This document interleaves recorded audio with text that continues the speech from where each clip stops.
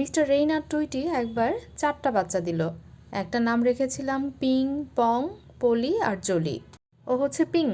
খাঁচায় দেখতে পাচ্ছেন তার ফ্যামিলির বাকি সদস্যরা সবাই ওখানে, আর সে আমাদের সাথে মশারির ভেতরে। সে কিন্তু তাদের সাথে কুটকুট করে কথা বলছে, আর আমি তার অ্যাক্টিভিটি দেখছি মশারির ভিতরে সে কি করে। দেখুন, চাদরের ফুল থেকে সে খুঁটে খুঁটে খাচ্ছে। এখানে খুঁটে খুঁটে খাওয়ার মতো কিছু আছে?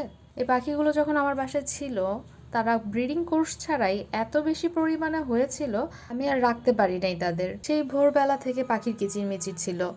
এখন বাসাটা একদম নীরব হয়ে গেছে।